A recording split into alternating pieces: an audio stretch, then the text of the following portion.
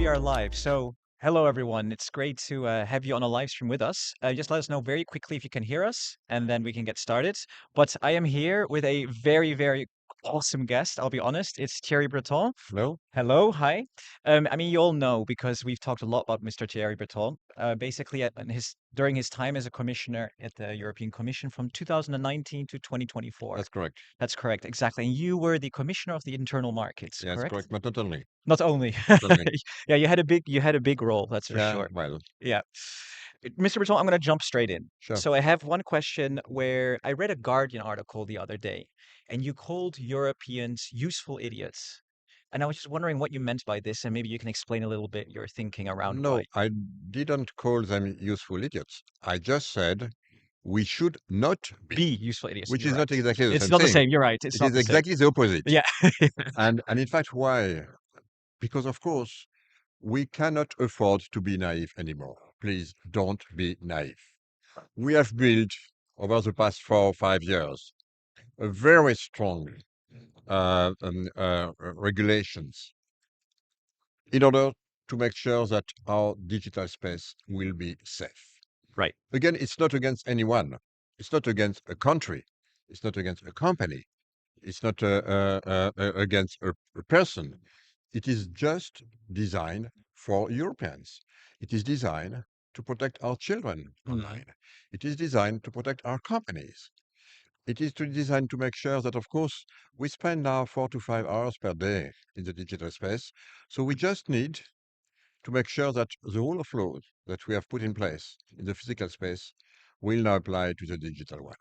And it has been an extraordinary move, thanks to the co-legislators, thanks to the European Parliament, Right. thanks to the Democrats that we Right. have put together over the past 5 years. And of course, we know that a lot outside now, in the new era of balance of power we are entering in since the beginning of the new Trump administration, we know that a lot of companies, big tech, Mm.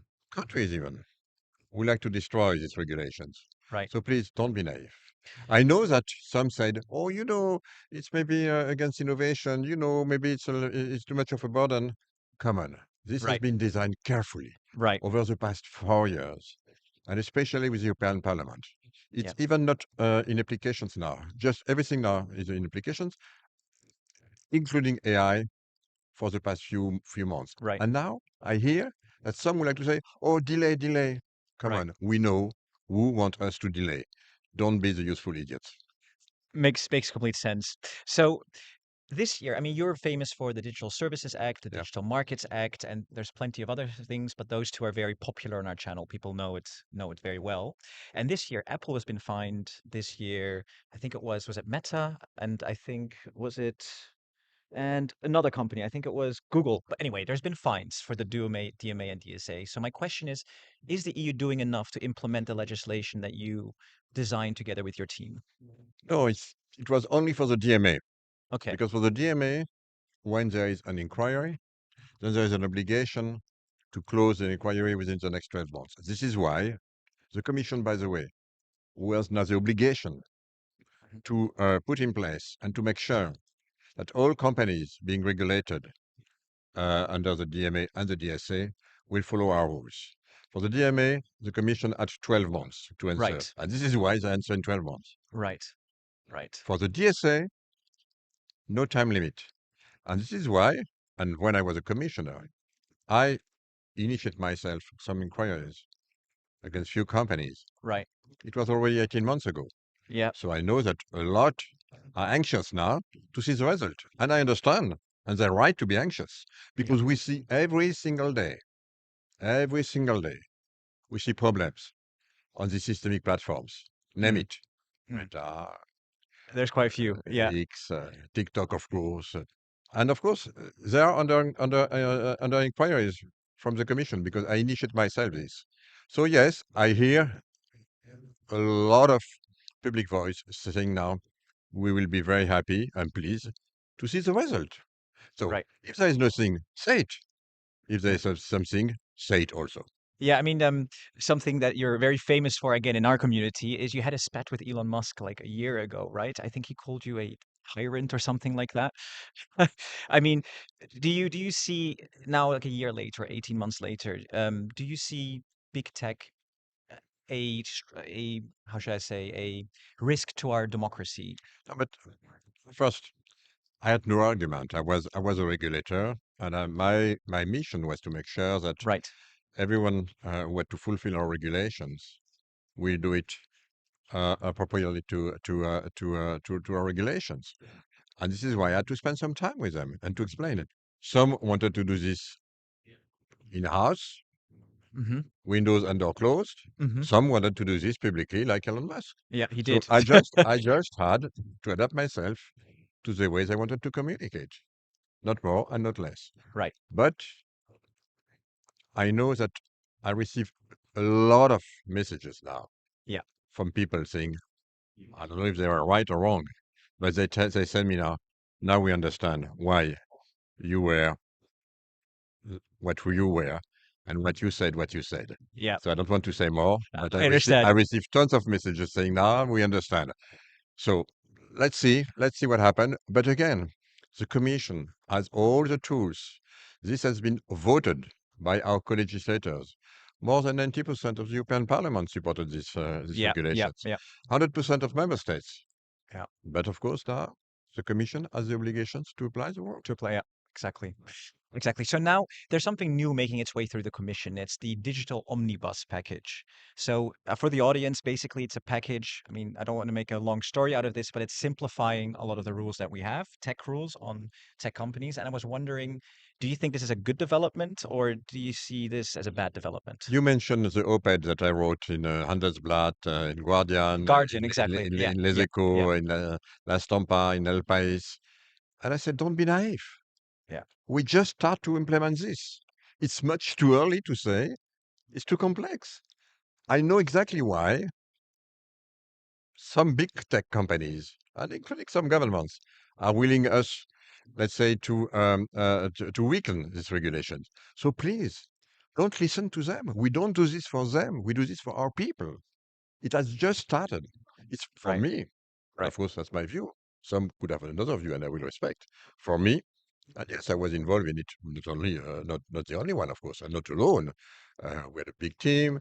Of course, the Parliament spent hours and hours and hours to make sure that the regulation will be appropriate. Same thing for the member states. And now it's enforceable for only a few months. And now we start to say, oh, it's maybe too complex. Come on, Right. let's use it. Let's see. And in 2, 3, 4, 5 years, let's see if we can enhance it. Let's see. But for me, at least it's my view, it is much, much too early to do it. So I Right. hope, personally, that the European Parliament will not follow this. Interesting. So why is this happening? Do you think it's a lobbying effort that all of a sudden these laws come along, or is that a touchy topic?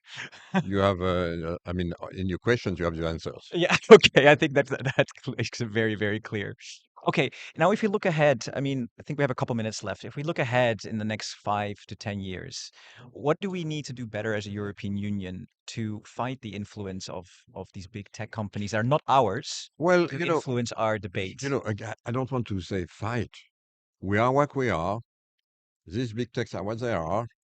But of course, we are in Europe keen of our rules, our way to handle our democratic values, and we know that this is again our legacy, Hmm. and we have the obligations to make sure that we will continue, we will enforce our this legacy. And it's not exactly the view of the big tech. Okay, I respect their view, Hmm. but it happens that it's not our views, Right. and it happens that we are welcoming them on our internal market. Right. We have the largest, or one of the largest digital market in the world with 450 million Exactly. Yeah. eyeballs times two. Mm. We welcome anyone as long as they respect our rules. Mm. And then they're not here to change our rules. Mm. We don't want to change the rules when we sell something in the US that the US democracy has put in place. We don't want to change the rules in China when China decided here are our rules. We just have to be good students. We just expect that others will behave the same way than us. If they want to go in Europe, to benefit from this huge market in order to, let's say what, to make money. At the end of the day, this is what they do. We don't have any problem with that, as long as they respect our rules.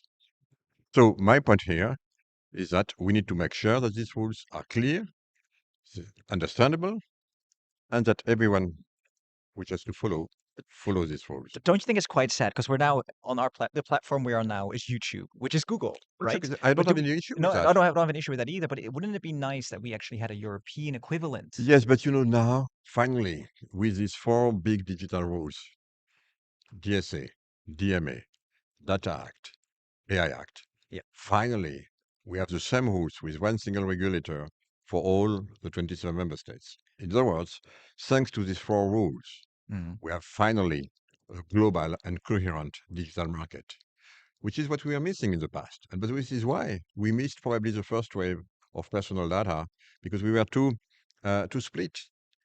But now, finally, we have been able to unify our digital space thanks to these four major rules. And it has been a major progress that we made in the past 5 years. So, because now we have an integrated digital market, I'm absolutely convinced that it will be a fantastic opportunity for innovators, for startups to benefit from this market, which is not split anymore. But of course, in order to do this, we need also to make sure that we will be able to help startups to grow. Mm. In other words, we need to have a capital union market Right. like hell. This is a priority now Right. Right. to make sure that we will be able to finance, like we can do this in the States. We need to do the same thing in Europe. And this is why I'm strongly advocating for a single capital union market. And I think personally it should be the priority, one of the most important priority Mm. for the next 2 to 3 years. Have you heard of the 28th regime? Do you think Yeah, that's yeah. do you think it's a good idea? Well, yeah, but yes, if 20th regime, okay, but we need to make sure that we clean and we harmonize the 27 others. Right. And that regime is okay. It's something to make life a little bit more easy, which is good. Right. Right. But I'm speaking now really on the capital union market, which is something different. Yeah, I know. I mean, if I remember correctly, it's a part of the capital markets union. Yeah, but okay, it's good. It's Hmm. good. But again, capital market union is much more important for me. Right. And not easy to and I realize it. It's not easy to put this in place, but still, let's do it. This is what we need here. All right. Okay. I think I could go on forever, Mr. Breton. I mean, have you Thank got you a couple very more much. minutes, or you Good probably to need to talk to go, right? you. Yeah. Yeah. Very good to talk to you. Thank you very much, and Really thank you all. appreciate it, and thank you, everyone. Thank you, everyone. Yeah. Thank you. Bye bye. And yeah. Thank you Thank so you. much. Bye bye. Bye Bye bye. bye. Bye bye. Elliot, you want to just chat a bit? Yeah. So everyone on the chat, that was Mr. Breton. So he was a massive character or massive commissioner, big name in the previous commission. Yeah. Yeah, Tell me 2019. Oh, there you are, Elliot. tell me all about it. Yeah, that I was should be in frame. that. Yeah. That is so typical, isn't it? Like everything prepared for the start at quarter past four, Yeah. and and then all of a sudden we have to go live because politicians they're a bit jumpy, aren't they? It's incredible how many times we've had to change schedules. So we apologize for that. We had everything ready, but then we get the news: Mr. Breton is coming right now. You have 5 minutes to prepare, so good luck. Exactly. Exactly. But tell me all about it. I mean, I was behind the camera. I was making sure all the technical aspects were fine. But what did you think? Yeah, it's too expected, right? I mean, Mr. Breton is obviously a very big advocate for the Digital Services Act, the Digital Markets Act, Right. the Data Act, you heard, AI Act, all of those kind of Yeah. things. So that's kind of like his baby. And you noticed it, right? Yeah. He's very defendant of that. Um, yeah, so I thought it was interesting, but don't know. It seems like the current EU Commission is kind of watering down on those. No, yeah, I think that's pretty safe to say that they are watering down on those. But I feel like he was kind of dodging asking or like responding to why or if that's a good or a bad thing, as you asked.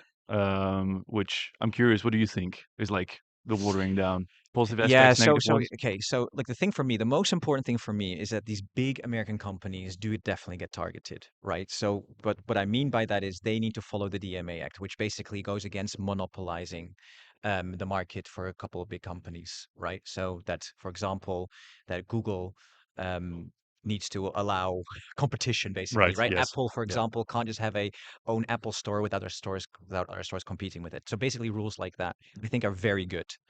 But do they really need to apply to small companies, like Yeah. smaller European companies?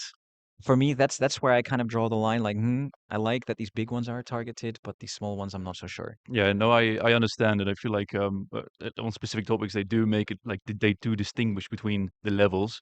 But I was very curious as well about the chat. There was a lot of comments as well, just like voicing their own opinions. So let us know what you guys think. Yeah, Uh, please tag us because I can't see your questions or comments in the yes. chat. So at EU Made Yeah, at Simple. Emit Simple, that'd Yeah. be great.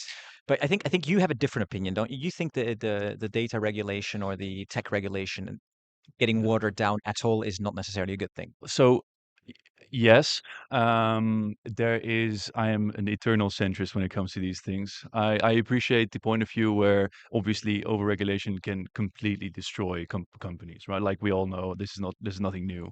But when it comes to big corporations like the top five that we know from the United States, it is incredibly important that not only they are allowed to or they allow competition on their markets, but also things like your data protection, their worker relations, or their worker rights. I mean, all of those things are very much part of a lot of these packages that are currently being simplified. And I think it's you can also go a little bit too far. So I would say find that middle ground in make the distinction between larger and smaller companies, but make sure that a lot of these consumer rights, because that's most of these are protected. Okay, okay. I think there's a middle ground. I think honestly, we're going to do a video anyway on this. Yeah, So we're absolutely. doing a video on the digital omnibus, which is coming out next week. Or I mean, the article's already out, but the video will come out next week Yeah, about basically what the EU wants to cut in terms of digital laws and rules. And I think what it comes down to, some of the cuts are great. yeah, Some of them are not so good. I mean, I love the GDP. I love the GDPR. That's going too far, but I think it's a good thing. yes, yes, yes, Yeah, yes. and simplifying that might not be the best idea. Are there any highlights you remember? Because I haven't read through the packages themselves yet. Yeah, so basically the GDPR is affected. Okay, So that will only, I think they're changing the risk level. So for right. example, it only applies when I think it's high risk or something like that. And they're also changing it what companies are affected. So you have to have above Like a certain sizes. size Yeah, yeah, exactly. yeah. Okay, But the exact details will come in the video. Then there's a couple of other things too, which is, for example, cookies, which is quite interesting. yeah, okay, So you can apparently now, if that goes through this law, you don't have to click allow cookies on every flipping site you go to. okay. As So in, do they automatically get declined, or do you no, no, no, accept them no. You automatically? set it up once, Yeah, and then okay, that setup applies to everything until you change it. That's what I remember okay. of it. I But mean, again, don't quote me on this. I mean, it would Yeah. be good, although I do have a plugin that already does that. So Well, there yeah, you go. yeah, There you go. But most people don't. Most people yeah. don't. So here we get our first tag to us. So here they're asking, so this tech loves you. The DMA is a waste of our resources. Massive law firms, an army of policymakers, consultants love it because they get paid to litigate it. We need to reroute those funds to our own. Right. It's a fair point, but I mean that's the problem with these massive companies. It doesn't matter what No. laws you make. They're always going to have a team or an army of lawyers. Yeah. But I don't know. I think if a I think the big fine was I already forgot actually the big fine of 3 point something billion Yeah. Yeah. went against But Apple. Was it? it was Was it against Meta? it was Meta, I believe. It was Meta. Meta, but Alphabet also has been. Alphabet, the parent company of Google, has also been fined. And Yeah. I feel like, I mean, that is why you make these laws. It's sure they can be creative with the legislation, but I feel like if you have something to point at as a, let's say, European Court of Justice, you can say, hey, this is the laws that we've agreed upon, and clearly you're violating them. So here's a fine. Yeah. And without those, you can't. So I agree. Yes, it's obviously it's going to take a lot more money, a lot more effort to make sure that you are compliant with these. But it's one of the, I think, only weapons that you have as the European Union to fight back against this influence. Yeah, and I think it's really important. I mean, sorry, like foreign governments influencing our elections Yeah, via social media platforms, that's just not okay. no, it's constantly happening as Yeah, well. and that needs to stop. And the DSA is exactly for that. So I would have to disagree with you. This tech loves you. No, I don't think it's a waste of our resources. I think it's quite important. Right. Well, looking forward then to the rest of the day because we are here at. We haven't really introduced it yet where we are. Yeah, I mean, as you can see in the background, we have a lovely background with the EUMS, yours truly, but also with the Democrats, the European Democratic Party, excuse me, EDP, and they have a yearly congress, and we've been invited again. Last year we were here as well, and we will have another live stream, correct, after this. yes, we will with quite a big influencer, right? Yeah, Chris Mowry, Yeah. an influencer from the United States, was very much involved with the Pennsylvania campaign, the on the Joe Biden Harris side, and we were speaking to him about kind of the state of democracy in the United States, but then Right. compared to the European Union. Yeah, because I think it's a very interesting topic, right? Because the dismantling of democracy, let's call it that, Yeah, is further along in the States, I would say, yeah. than it is in Europe. And but I think a lot of the things that are happening in the States we're taking on too. Yeah, Yeah. and I mean, you saw it, right? Like a week ago, we had in the headlines, Trump bailing out Orban when it comes to it, right? A massive influx of cash to support his allies. Even though I think in our video we pointed out Trump only cares about himself, not really about Orban. But besides that point, you can see the influence clearly, and we would love to kind of figure it out with him. So make sure to, I think in an hour, something like that, to stay tuned. Exactly, Yep. exactly. But I'm not going to quit the live stream just yet because we're now in a discussion here with Oh, yeah, yeah. this tech loves you. So he said, very interesting point. I think we might confuse the DSA with the DMA here. I agree on the DSA efforts, but not on the DMA. Thanks for answering, though. Really appreciate your point of view. Okay, so there's two acts, like very quickly explain. So there's a Digital Services Act and the Digital Markets Act. And they're very different because the Digital Services Act is mainly about content being created. So it's I mean, people that don't like it will call it censoring. But Right. basically, Yes. yeah, Yeah. but basically it's against the spread of crazy misinformation, disinformation, especially elections. When hate speech goes too far, for example, that's where that goes in. The Digital Markets Act is more against unfair competition, Sure. right? So, for example, I keep saying the Apple Store example Yeah. because It's it's a good unfair. one. Yeah, because Apple has complete control over who's on the Apple Store, and they charge like I think like 30% or something, Yeah. like something crazy Yeah. for the apps that are being downloaded and paid for there. Or I mean, don't quote me. I don't think it's 30%, but it's high. It's definitely high, Yeah. and yeah. So I would be curious to see the specific thing that we then agree on with our lovely viewers or Yeah. viewer in this case. But that's completely right. I feel like those, even though we always mention them in the same sentence, I feel like almost they do completely different things. Yeah. Yeah. And we've learned a lot about it with Mr. Chair, I believe. Yeah, let's park it there. Yeah. But no, thank you everyone for watching. And we will be back in what, like an hour? Yeah, we'll be back in an hour. Check out the live stream. We have another one scheduled besides this one, so you can click off this one safely. And we'll be back with the aforementioned Chris and a lot of other guests, a few students from Serbia and Turkey, to kind of go into the entire democratic backsliding and authoritarian dichotomy, to use a Okay. difficult word. Yes. But thank you everyone for watching, and we'll hope to see you in the Talk next to you one. later. Talk to All you right. later. Yep. Bye-bye. Sorry, I can't.